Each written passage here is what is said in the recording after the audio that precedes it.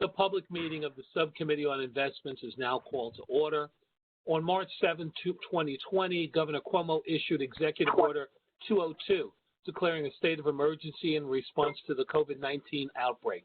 On March 13, 2020, Governor Cuomo issued Executive Order 202.1, which included a suspension of law allowing the attendance of meetings telephonically or other similar service. Article 7 of the Public Officers Law, to the extent necessary to permit any public body to meet and take such actions authorized by the law without permitting in-public, in-person access to meetings and authorizing such meetings to be held remotely by conference call or similar service, provided that the public has the ability to view or listen to such proceeding and that such meetings are recorded and later transcribed. In accordance with the executive order, this board meeting is being held via video conference with a live stream found at the Cuny Board of Trustees website. A copy of the calendar is also available online at the Cuny Board of Trustees website. Additional items may be added during the meeting. As a reminder, please mute your audio so we can ensure that everyone can hear. Let's now turn to the items requiring a vote today. Given that the board members are participating remotely, I'll announce the resolutions and ask for members to respond only if you'd like to abstain or oppose an item. Otherwise, your vote will be recorded as a yes vote. If you're voting no or abstaining, please state your name and vote. Additionally, if you wish to second an item or have any questions, please state your name first for the record, and let's try and avoid speaking over one another. We'll take the following items for approval. Item 1A, which is the approval of the minutes of January 13th, 2020. I move the approval of action item 1A. Do I have a second? Second. Any discussion on the item? Okay, we'll now vote. Please only respond if you'd like to abstain or oppose. That item is approved. Item 3A is the approval of Cuny's investment portfolio's return to its long-term asset allocation with temporary asset class range adjustments. The board approved an updated investment policy statement and new long-term asset allocation in March of 2018, which included an allocation to the private equity market, which by their nature take a longer period of time to invest in. As a result, an interim allocation was approved in October of that same year. Although the interim allocation is no longer needed, Cuny is seeking board approval to temporarily increase acceptable ranges that the university's outsourced chief investment officer, Makita Fiduciary Management, must stay within in order to be in compliance with the university's investment policy.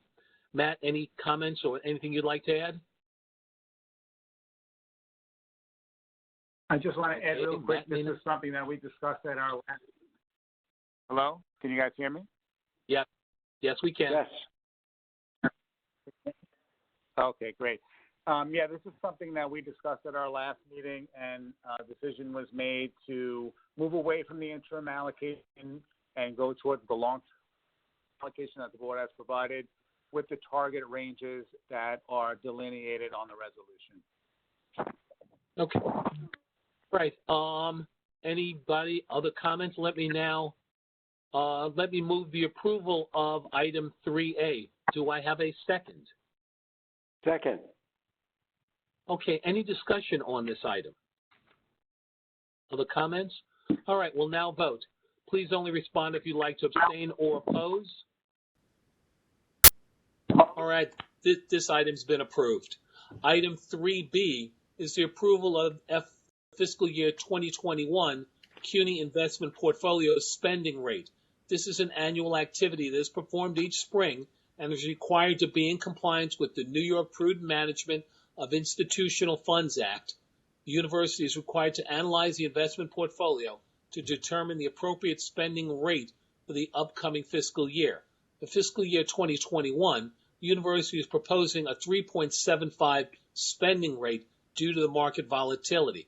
Let me ask Matt Sapienza to present the topic, and the secretary will share the presentation. Thank you, Mr. Chairman. So as the chairman said, this is an annual activity that we do every spring. the New York Prudent Management of Institutional Funds Act, MIFRA, as the chairman referred to, is a law that's been on the books since 2011. It is maintained by the New York State Attorney General's office. And so what the law asks institutions to do is to look at and make sure that they have similar situated funds. And on this slide that we have here, you can see that we are in compliance with the guidance from the New York State Charities Bureau, that we are grouping similar situated funds in our endowment. Our colleges are participating in the pool, and we are grouping the funds that they're getting and the gifts that they're getting in similarly situated funds. So we are in compliance with that.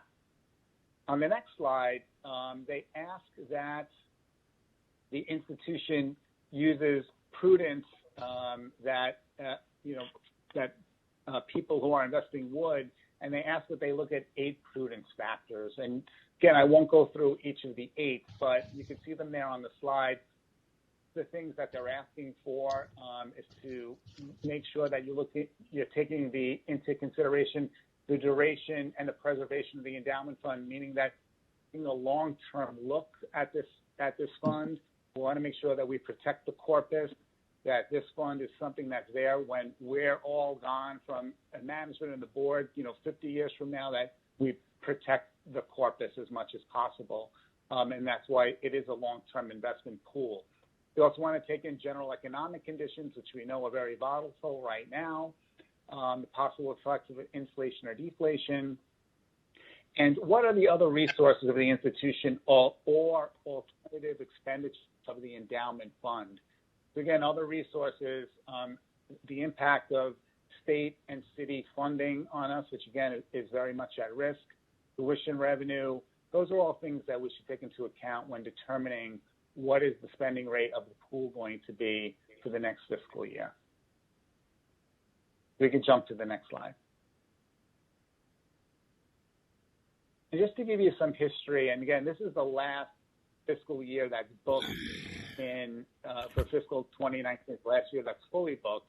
You did get the March performance report where we looked at some of the performance for the current fiscal year, but the last fiscal year 19, our returns were 5.9%, which was slightly above the market return for institutions of similar size endowments, $250 million to $500 million. And the 10-year average for our pool, the annual return is about 7.8%.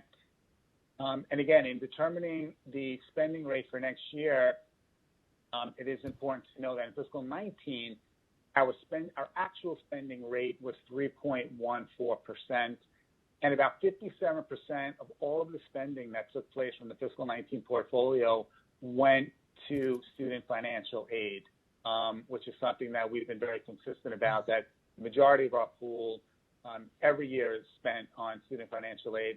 And again, that goes directly to the gifts that we're getting from our benefactors. They want it to go for student financial aid, which is a positive thing for our students.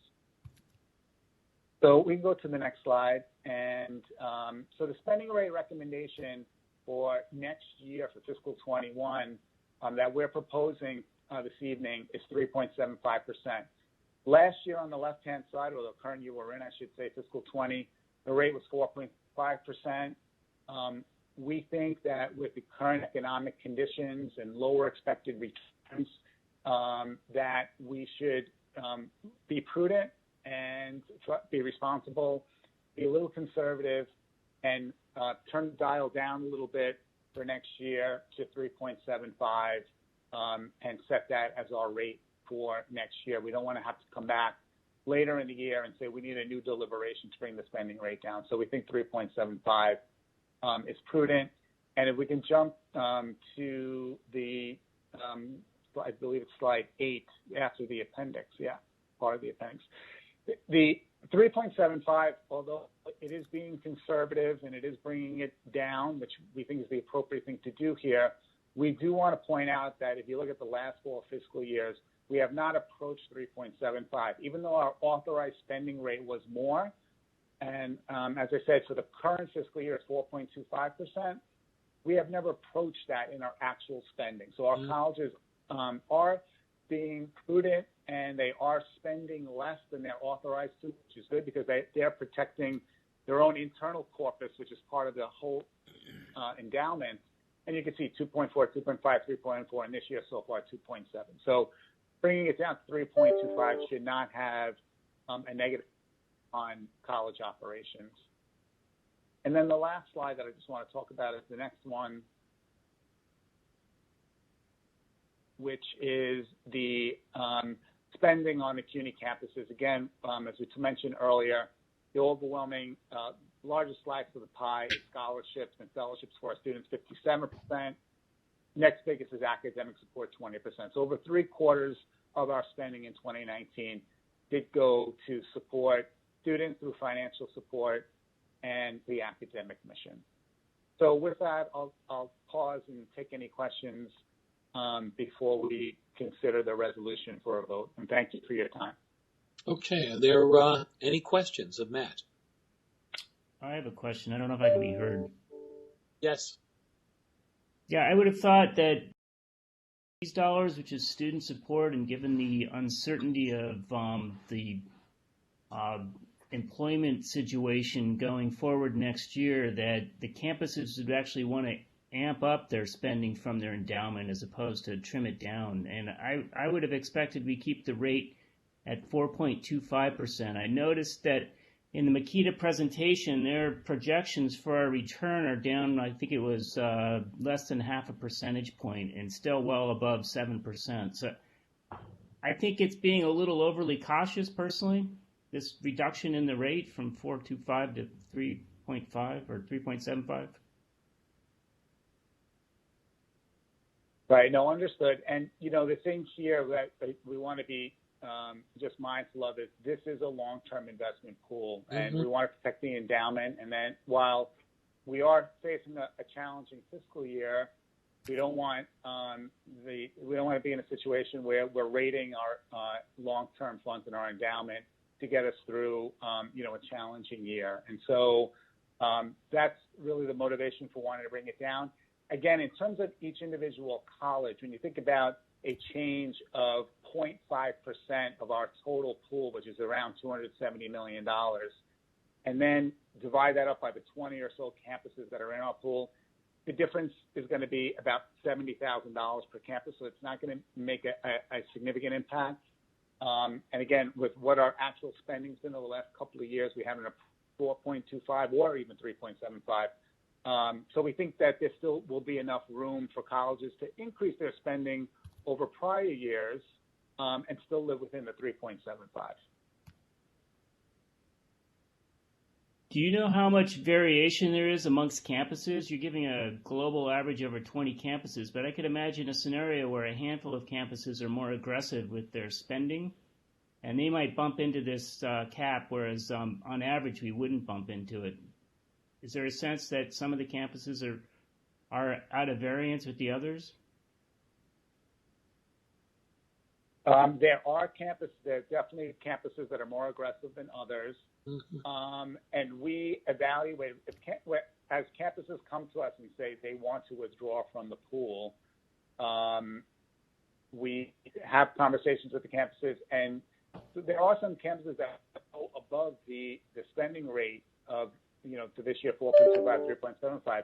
We monitor it to overall we're staying within that authorized rate as a pool.